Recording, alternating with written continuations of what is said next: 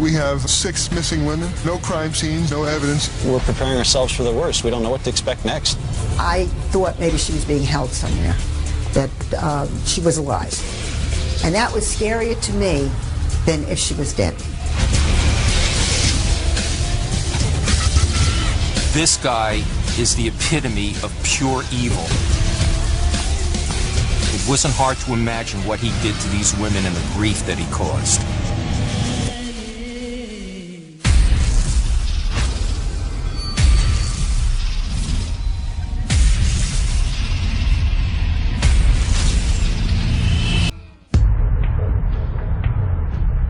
In the winter of 1996, the quiet college town of Poughkeepsie, New York, entered one of the darkest chapters in its history. The city of Poughkeepsie is located about 70 miles north of New York City, on the east bank of the Hudson River. It's a population of about 30,000 people. It's just typical small city USA. But this sleepy town concealed a dark underbelly. On Monday, the 9th of December, Patricia Barone filed a missing persons report on her 28-year-old daughter, Gina, a known prostitute and drug user. Well, sometime in early December, Gina was with her boyfriend, Richie, and it was around 2 or 3 in the morning, and they had a fight. She told him to get lost, and he did. He left. And when he came back, she wasn't there. So about a week later, he came to my front door, and I had never met him before, and he knocked, and he said to me, "I can't find Gina." And I said, "What do you mean you can't find Gina? Gina's always around, always. I mean, she doesn't go anywhere." And he said, "I haven't seen her in days." So I said to my sister, "We have to go and report her missing, because Gina's never gone away. She's always in somebody's sight." For Gina and her mother, life in Poughkeepsie had been a long, hard struggle. When I got pregnant back in 1967, Gina's father did not want anything to do with her, so he just went away. She was lovely, and she gave us no trouble. In 1978, Gina and I moved to Poughkeepsie. I felt that it would be a nicer place to raise her. We got a small apartment, and she went to school and I went to work. Gina was about 10 years old at the time. She was a very shy little girl, but she was a very good little girl. When she was about 15, she got in with the wrong crowd, and that's when she got into the drugs. By the time she was in the middle of her 16th year, she was out of school, she had quit, and she was so much trouble. I couldn't handle her anymore. She was just too much, too much. I think she was drowning, and she just couldn't get out of it. Soon, Patricia found Gina on the streets, working as a prostitute. Well, when Gina turned 21, I told her that I couldn't live like this anymore, and I said to her I was going to get myself a 1-bedroom apartment, and she said that was fine, that she had a place to go and she was going to go live with her boyfriend. But that didn't work out for her, and then from 21 to 24 she bounced around. She lived in various different places, probably 10 or 12 different places, with 10 or 12 different families, people, whatever. At 26, Gina gave birth to a daughter, Nicole, a child that Patricia was now bringing up. Gina loved her daughter very much, but she could not take care of her. Between the drugs and the alcohol, she did not have the capacity to take care of Nicole. 2 years later, the troubled young woman had vanished without a trace. It fell to Detective Carl Skip Manane to find her. I was currently working in the plainclothes narcotics unit. I was the youngest detective in this squad at the time. Within a couple of months of being assigned to the detective squad, Gina Barone, who was a local woman, was reported missing. The most obvious lead was Gina's boyfriend, Richie. Grew up in Pine Plains, New York, about 25, 30 miles northeast of the city of Poughkeepsie. He was, we knew him as a street guy. He was involved in drugs, and he was a tough guy. He was a street person. He'd do minor thefts and commit small crimes, and he had a police record. He was just an addict to the drug, and you know, he was a nice enough guy when he was straight and sober, but When he was high, he was like any other addict. But after questioning him, the investigators decided that Richie wasn't involved in Gina's disappearance. The holidays came and went with still no sign of the missing woman. Detective Manane said, well, maybe she left town, maybe she... I said, no, Gina is gone. Because my Gina never left town. Never. Almost a month after Gina vanished, the Poughkeepsie Police Department got a new chief detective. His name was Bill Segrist. On January 3rd, 1997, I was transferred from a lieutenant in the patrol division to the position of detective lieutenant. I speak with Detective Skip Manane, who fills me in on missing person Gina Barone.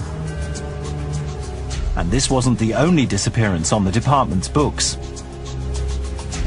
Well, actually, in October, a couple months before Gina was reported missing, another woman was reported missing who lived across the river but worked in the city of Poughkeepsie on a regular basis, and her name was Wendy Meyers. Like Gina, Wendy was a prostitute. I knew Wendy Meyers and I knew Gina Barone. I had been a patrol cop in the city of Poughkeepsie for over 20 years, and I had patrolled every square inch of the city in my career, and I had known some of these women since they were little girls.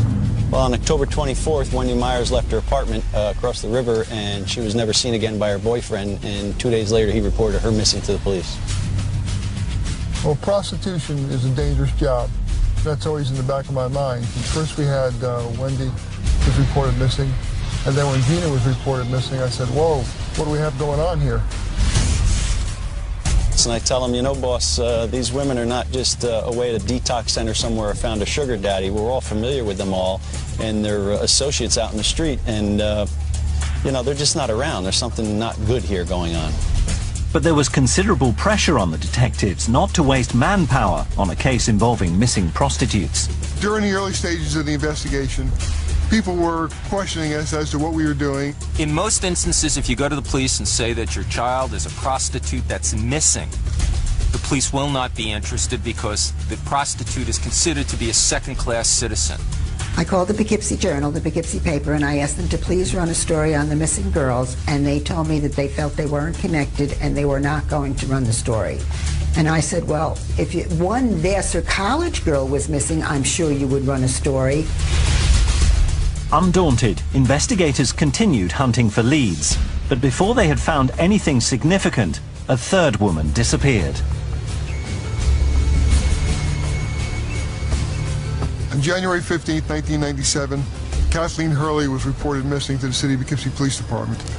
She was a white female, she was about 45 years old, and she was known to frequent the same areas that Wendy Meyers and Gina Barone did. 3 women had vanished without trace in a matter of weeks.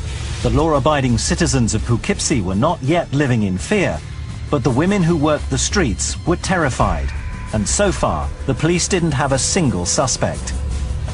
The streets were very panicky and nervous. All the girls out in the streets were suspicious of everybody, rightly so. We don't know where these women are and what's going on with them. The investigators were convinced that there was a predator stalking the city's prostitutes. But so far, he was flying low under the radar. How many more women would have to go missing before the police turned up a lead? January 1997, 3 women had gone missing from the streets of Poughkeepsie, New York. And so far, detectives didn't have a single lead. All you have is 3 women missing, 3 women who are prostitutes. There's no crime scene, there's no suspect, there's no nothing, and the police don't know which way to turn. They're all involved in prostitution and drugs, and they've just vanished. Officers combed the streets, desperate to find a useful lead. Anybody who patronizes a prostitute in the city of Poughkeepsie has become a suspect in this case. So we started looking at the Johns. But it was like looking for a needle in a haystack. When you have a city like Poughkeepsie, you know, we have an inner city portion that's crime-ridden, and we have a lot of prostitution going on in that part of the city. And with that comes Johns from within the city and outside of the city. And they come from all walks of life. I mean, they can come from near or far, 30, 40 miles away, and that makes our pool of suspects tremendous. So we kept going, and we developed this questionnaire, and we went out and we started interviewing the women who were involved in prostitution. And we asked them if they knew anything about any of the missing women, And we also asked them if they had any encounters with anybody who was violent. The investigative work began to reap rewards. Several women mentioned the same man, 26-year-old Kendall Francois. Well, Kendall Francois is a big guy. You know, he was probably 6'4", 350, 400 pounds. He had a terrible body odor about himself. His hygiene was not good. And a lot of the women, once we started the investigation and got to hear Francois' name, complained that a lot of the times he was rough with them and sex was rough. There was some talk that Francois had threatened a girl with a knife, but the alleged victim wouldn't come forward to press charges. So we decided that we would do a surveillance on Kendall Francois and his house and to see what we could learn about Kendall. What they learned was very disturbing. He lived with his mother and father. He worked at a local middle school, and he would go out at night and pick up the prostitutes. He leaves his house and we follow him around. He's circling around the different neighborhoods. And as time went on, within an hour, hour and a half, he seemed to have really honed in on the prostitution stroll area. And it almost became like a feeding frenzy for him, where he wasn't paying attention to any of the traffic signs anymore. And he was going through red lights and stop signs and just trying to find a prostitute. And that night he didn't come across any. For a period of 7 days, we decided to put a video camera on Kendall's house so that we could see what he was doing coming and going. With the surveillance of Kendall and following up on him, we had no real probable cause or any reason to get a search warrant. 3 months after Gina Barone disappeared, the investigation was at a dead end and getting more complicated by the day. And then on March 7th, 1997, Catherine Marsh is reported missing to the City of Poughkeepsie Police by her mother. Catherine Marsh fits the description of the other women who are missing. Small-boned, dark hair, blue eyes, prostitute working the streets of Poughkeepsie. It turns out that Catherine Marsh was last seen on November 12th, 1996, 4 months earlier, so that leaves us with a very cold trail to follow up on. Now we have 4 women missing in 4 months from October to January, and we realize, you know, this is going to be a real problem. We're at the point in the investigation with no real solid leads that we're preparing ourselves for the worst. We don't know what to expect next. At this low point, they had to suspect that they were looking not for missing women, but for bodies or fresh graves. I wanted to get the state police helicopter to come to Poughkeepsie to fly over the areas where the prostitutes were known to have taken their johns. And I wanted them to do it soon before the vegetation started to grow on the trees so that they could see down to ground level. We checked the shoreline of the Hudson River, we checked the railroad tracks, checked the wooded areas around the city and all the areas that the prostitutes were known to take their johns. And we kept coming up with nothing, zero. Months went by without any progress being made. Then, in the autumn, 2 more prostitutes were reported missing. At this point, we have 6 missing women. We have no crime scenes, and we have no evidence of any criminality whatsoever. But now the media decided to offer support. In December 1997, the Poughkeepsie Journal finally published the story. Its headline posed a worrying question. Is there a killer on the loose? When the Poughkeepsie Journal finally printed the story, it was approximately a year after Gina was missing, but it was always in my mind, where was Gina? Where was she? I mean, and the scary part was I thought maybe she was being held somewhere, that she was alive. And that was scarier to me than if she was dead. Now the story breaks in the Poughkeepsie Journal, but it really doesn't help the police because nobody comes forward with any information. So at that point, the police still have nothing. There's no crime scene, there's no nothing except a bunch of missing women who were prostitutes. You know, we just can't sit there and wait for people to give us information. If there's no information available, then we have to go out and, talk to people and just keep digging a little deeper. Lieutenant Segrist called for a bold and unorthodox plan to turn up the heat on their only suspect, Kendall Francois.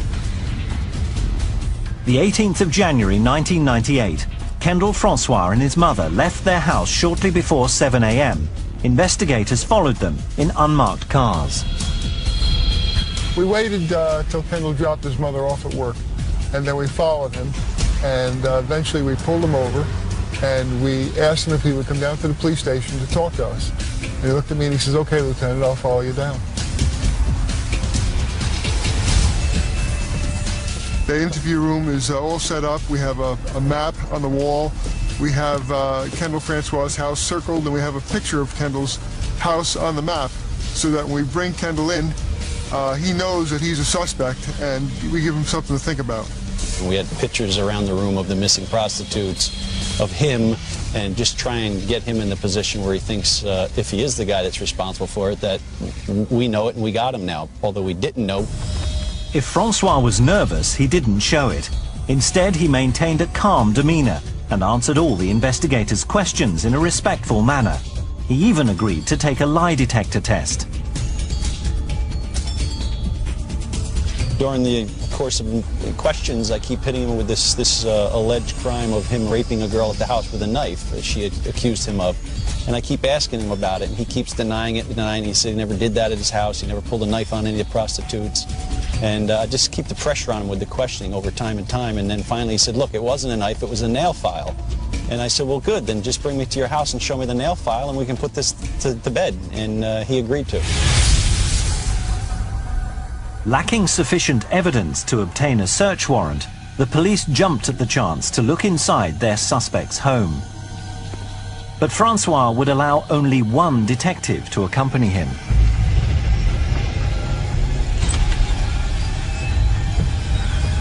We go to the house, and Kendall brings me up the driveway, and we go into a side door to enter the house. I'm just shocked at the condition of the home.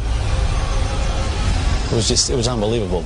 There's no doors on any of the cabinets. Everything's a mess in the cabinets. There's rotting food all over the counters. The sinks are filled with dirty dishes, and there's roaches all over. There's layers of live maggots and dead maggot shells all over. It's just like in total disarray. It's an unbelievable sight to see a house like this.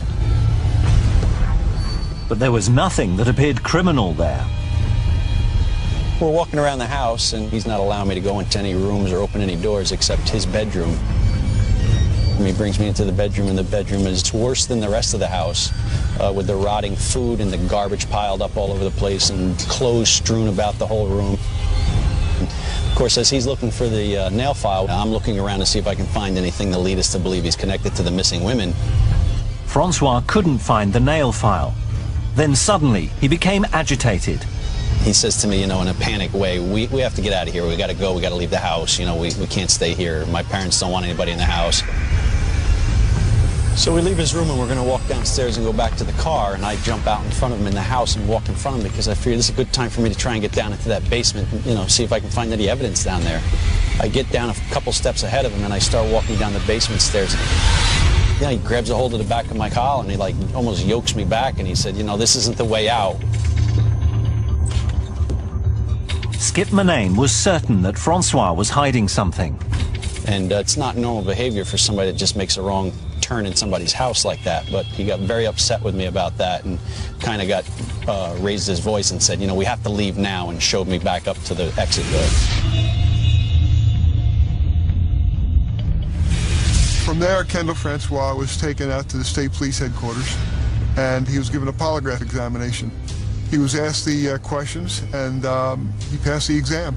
We thanked him, we dropped him off at his home, and then that left us back at square one.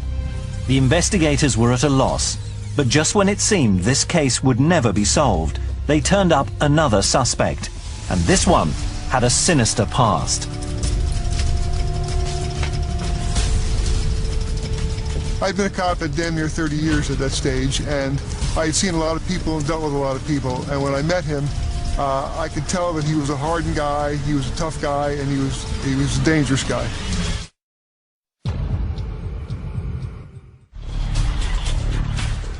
January 1998. 6 prostitutes in Poughkeepsie, New York had disappeared, and investigators still didn't have a suspect. But they hadn't given up. Then another canvass of the streets turned up a suspicious punter named Roy Chandler. At first, he's just a regular guy, and he's just another suspect in a pool of suspects of Johns that we have that are patronizing the prostitutes. We look a little deeper into him, and we run a background check and a criminal history on him, and we find out that this guy's got an extensive criminal history.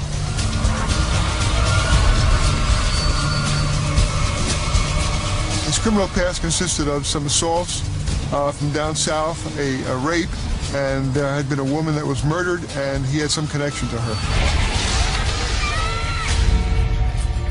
We called the police department in South Carolina, where he was from.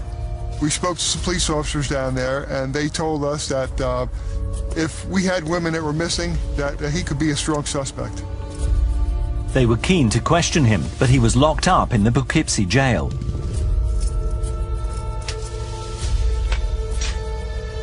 Well, we learned that this guy was arrested on the charge of patronizing a prostitute, and that, in fact, he was sent to the county jail where he was going to do a short amount of time for that crime.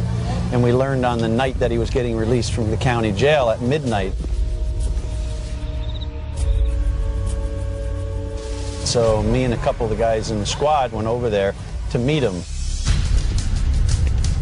And sure enough, at midnight, he walked out, and there we were, and, you know, we told him we wanted to speak with him. You could tell immediately that this guy was a professional convict. I mean, he was a big guy. He did not like the police. That was obvious. And, you know, it just kind of made the hair on your neck stand up a little bit. Yeah, he was a long-term convict. He was certainly wasn't afraid of a few policemen interviewing him, and he was obviously going to be a hard nut to crack. Chandler vehemently denied any involvement with the missing women, but the police weren't prepared to let him off the hook. We drive him over to his brother's house, and we meet his brother, and we're talking to the two of them, and we learn that he is not really staying at his brother's house, which is this little kind of strange shanty house in the neighborhood, but he's been living in the woods in the surrounding areas of Poughkeepsie, which, you know, he's like this gypsy, this guy that travels through the woods and lives off the earth.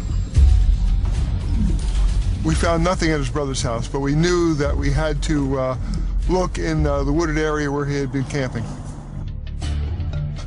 Poughkeepsie is in the middle of a lot of farmland, not to mention it's bordered by one of the largest rivers in the world, so there's a heck of a lot of area where you can dispose of bodies, and nobody would be the wiser. So we have him take us to a couple of the locations where he'd been camping in the past, and you know, it's out in the wooded area. It's a pretty large piece of different properties, and we're obviously out there looking for, well, it'd be great if we could find a woman out there, but you know, we were looking for evidence of some kind of a crime scene, or that in fact he had women out there, and possibly he's the guy that's got these missing women out there, you know, enslaved in his camp in the woods somewhere. A rigorous search of the woods around Poughkeepsie found not a single shred of evidence. Once again, without sufficient information to make an arrest, another suspect had to be placed on the back burner. The police continued to keep a close eye on Roy Chandler and his brother. It's decided at this point that we're going to need more help than what we're getting through our department. The bosses bring it to the district attorney's office, and they decide to form a task force of several members of different agencies. The 27th of August, 1998. The members of the newly formed Missing Women's Task Force gathered to give a press conference. The public wanted answers that the investigators simply didn't have.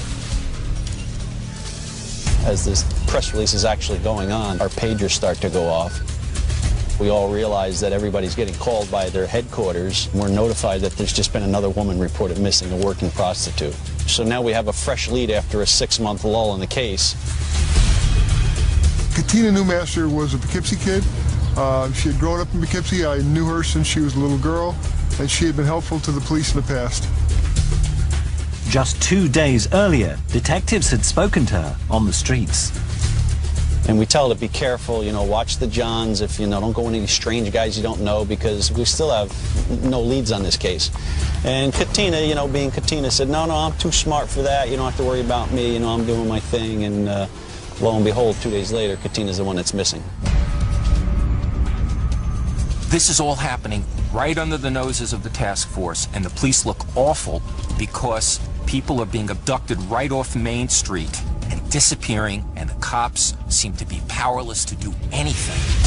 So again, Lieutenant Segrist asked for help.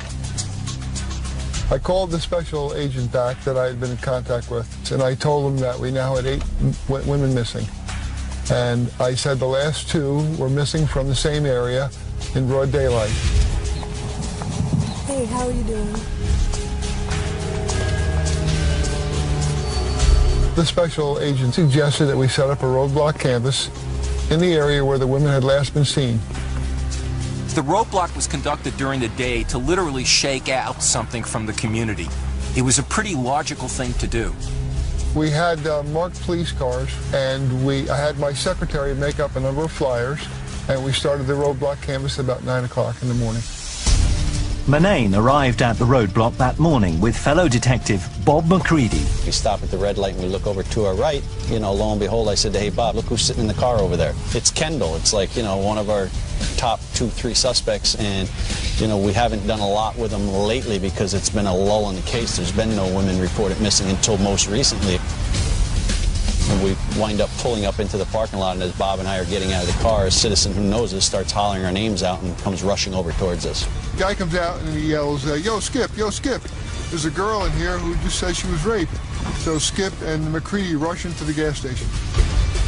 There they found prostitute Christine Sala, distraught, with fresh bruises all over her neck. We're confronted with a young girl standing there who's obviously very upset. She's crying, she's been crying, she's worked up, and you know, you could almost see the fingerprints around her throat where she had been choked. At first she didn't want to talk to the police because she was afraid she'd get in trouble. She thought that there was a warrant for her. But eventually Skip and McCready talked her into talking to them and telling them what happened.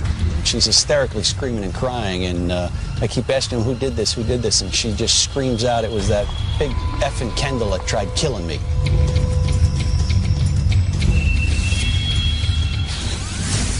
According to Christine, Kendall Francois had picked her up that morning and taken her back to his house. She also informed us that, you know, she had been with Kendall several other times and had no problems with him in the past. They had sex in his bedroom, but when it was time to pay, Kendall became violent, closing his hands around her throat. The more she struggled, the harder he squeezed. After Kendall almost choked her out and she passed out, that she started pleading with him to take her to get cigarettes, that she was really upset and she was crying, and she was basically begging him to take her to go get cigarettes because in her mind she just wanted to get out of the house. And, you know, to her credit and unbelievably, she convinced him to drive her over to the gas station to get cigarettes. In the car, Christine did her best to conceal her fear from her attacker. As soon as they got to the petrol station, she made her escape.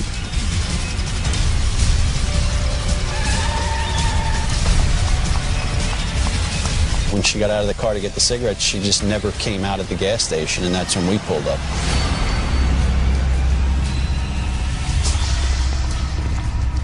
So we take her back to the station, and by now we're radio transmissions and telephone conversations with other task force members. They realize that we have a good victim here. I mean, this might be a break in the case that we were waiting for.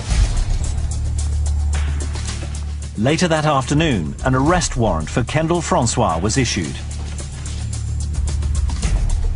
It was decided that Kendall would be invited up to the police station for members of the task force to interview him. You know, we meet him and bring him into an interview room, and we start interviewing him about what happened that day. Once again, Francois was happy to talk without a lawyer present. He admitted to the assault on Christine, explaining that he got angry, but then calmed down. He said he was trying to give her a lift back to the town centre when she ran away. But when the investigators told Francois they were getting a search warrant for his house, he seemed shocked and did a U-turn. It was at that point when I said we were going to the house and searching it that, you know, he just kind of surrendered, and he said, just give me all the pictures of the missing prostitutes and give me the head prosecutor and I'll tell you what happened. Then came a bizarre confession. I got the stack of pictures from the door and put them down in front of him, and he started flipping through the pictures like you and I were looking through family pictures, and he flipped through a couple, and then he put one to the side and said, I killed her, and he'd flip through some pictures and grab another one and put her over, and I killed her, and it was just unbelievable. We've been at this for almost 2 years. We had all these missing women with not an ounce of evidence. He's been through polygraph tests, and he's been through surveillance, and all of a sudden he's just going to confess to killing all 8 women. Francois's ice-cold demeanor was extraordinary. And I'm watching through the two-way mirrored glass, and he goes through the pictures and explains how he killed them and, what had taken place. He's just matter of fact of these are the ones I killed and these are the ones I did not. I was at home, and the phone rings, and it's Skip, and he says, Bill, get in here. He says right away. He said, Kendall just went for everything. He's starting to tell us where the bodies are. So I just looked at my wife, and I told her I have to go. I'm standing in the other room watching this confession take place in front of me, and I'm in a suit, and I realized that, wow, these bodies are going to be buried all over the city or the county or the state, and I call my significant other at home, and I ask her to bring me in a change of clothes, work boots and jeans and sweatshirts, and getting prepared to go out and do like these, ground digs to look for all the victims that he killed. Wherever the bodies were, I was just glad it was over. After 22 months, it takes a toll on you. But the nightmare was far from over. What Kendall Francois revealed next would take the detectives to one of the darkest, most horrifying crime scenes of their careers. She was brought into a place of such horror. Just the idea of that house still standing gives me the shakes.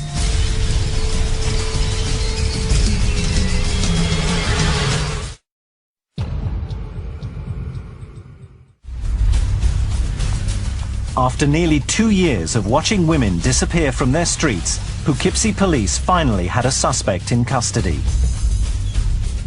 In the afternoon of the 1st of September 1998, Kendall Francois confessed to murdering all 8 missing prostitutes. Now, the investigators needed to know where the victims were buried. Well, the police are sure they're going to find the bodies in the woods, but in fact that's not what happens. Kendall tells them the bodies are in the attic and crawl space of his house, where he lives with his mother, his father, and his sister. In all this time that we considered Kendall a suspect, we never thought for a minute that he would have all of these bodies stored in his house while his mother, his father, and his sister lived there with him.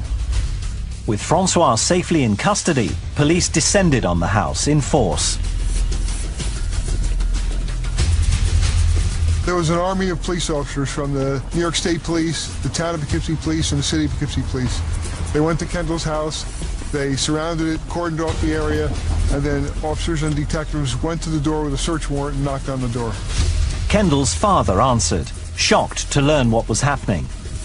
After he, his wife, and his daughter were taken to the station for questioning, a team of crime scene investigators moved in to search the filthy house. The house was a complete mess.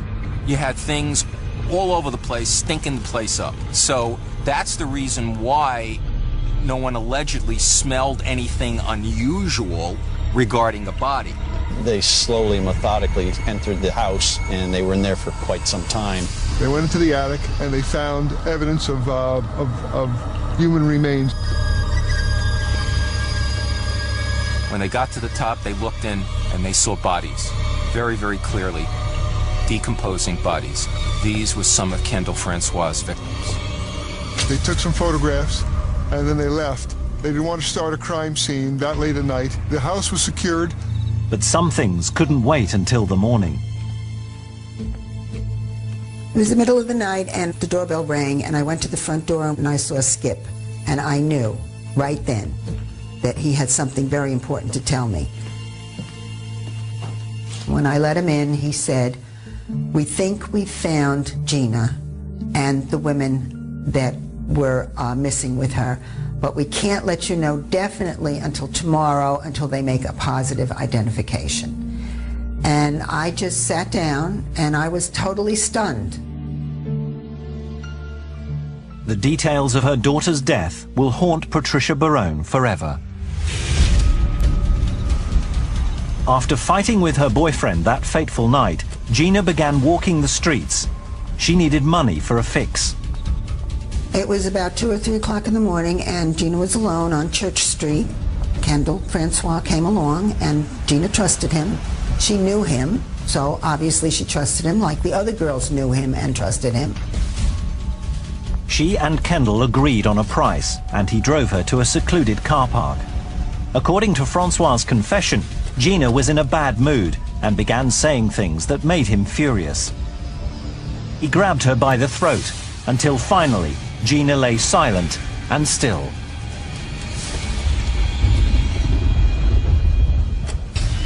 After he kills Gina Barone, he takes her back to his house, hides her under a mattress, keeps her there for 3 months, and then finally takes her up to the attic where he already has another body of Wendy Meyers, his first victim.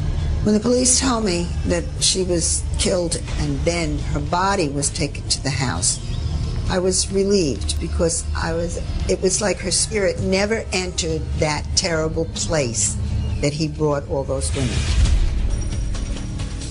By the following morning, the police are already back at the house by about 8 o'clock in the morning, ready to go back and process the crime scene. And that crime scene investigation lasted for 29 days. Media people and hundreds of locals descended on the residential street. A day or two later, I went over to the house. My sister and I went over. I was just curious. I wanted to see it. I didn't have any real feeling, but maybe I just wanted to know where my Gina spent that time. Forensic investigators pored over every square inch of the property. You have one team working the outside perimeter of the house, breaking very gently to discover any bone fragments, any other evidence that might connect Francois to the killings. Inside the house, you've got a forensic team that's working the attic in particular, but the place is so dirty, if you were to lean against the wall of the house, you've got some sort of fine film of dirt that would just stick to your clothing and you wouldn't be able to get it off, let alone the odor of that house. There was infestation everywhere and also deposits of animal excrement, but that was nothing compared to the horrors they found upstairs. In the attic, they found the remains of 5 women in various stages of decomposition, and it was a grisly sight. 3 of those bodies are together, wrapped in plastic. It looks like he's already started to dismember at least one of them. The 4th body is found in a child's wading pool decomposing. The 5th body is found in a can, and the body had so decomposed it was like a square, and it was so disgusting that one of the police officers processing the scene couldn't take it and had to be excused.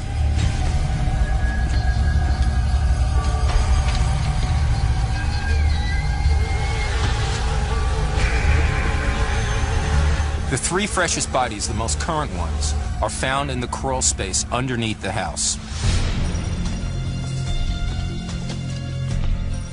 It took 3 days to remove the bodies and transport them to the mortuary. While the investigation of the property continued, medical examiners worked around the clock to identify the decomposed remains. Gina was declared dead September 3rd, 1998. They used her dental records to identify her. The police were expecting to locate the missing prostitute Michelle Eason among the 8, and they were surprised to learn that she was not in the house. The 8th victim they did find was a complete unknown. Audrey Puglisi was a 34-year-old woman who had moved to Poughkeepsie about 6 months prior. She was involved in prostitution, and she had never been reported missing. It was very sad when they told us all the girls' names, and one of them, Audrey Puglisi, was never even declared missing by anyone. It was just such a sad thing to think that somebody could disappear and not even be missed by anyone. Michelle Eason is still considered a missing person. Once the crime scene analysis was complete, after almost a full month of work on it, the abandoned house was covered in hateful graffiti. Kendall Francois' family, who knew nothing about the corpses in their home, went to live far away. The 13th of October 1998, Kendall Francois was brought out in handcuffs into a packed court. As victims' families and friends looked on sorrowfully, he was formally charged with 8 counts of first-degree murder, 8 counts of second-degree murder, and 1 count of assault for his attack on Christine Sala. I've been in many courtrooms. I've seen many killers. But the one that really scared the crap out of me was Kendall Francois. This guy is the epitome of pure evil. It wasn't hard to imagine what he did to these women and the grief that he caused. Though the prosecution wanted the death penalty, the prosecutor accepted a guilty plea in exchange for life in prison without parole. The state made a decision not to try Francois, but to make a deal. And the deal was just basically this. He pleads guilty to all of these crimes. He gets life in prison, which is all he could get under New York state law. It spares the families the grief of a trial, and it spares the state the cost of a trial. Kendall had indicated early on that he would just plead to the crimes, and it would save a lot of hardship putting the families, the remaining family, relatives of all the missing women and going through a long, extended trial when he was willing to cop to the 8 life sentences plus 25 years for the sexual assault. I wanted him to go away. I never wanted to see him again. And the district attorney said that if we had a trial and if he was guilty, there would be appeals. And this could go on for many years. So this way I think it's good. He's away for good. Gone. As the community of Poughkeepsie began the healing process, Kendall Francois was incarcerated in Attica, New York's toughest maximum security prison. Thanks to the dedicated work of the local authorities, he will remain there, prisoner number A4160, for the rest of his natural life.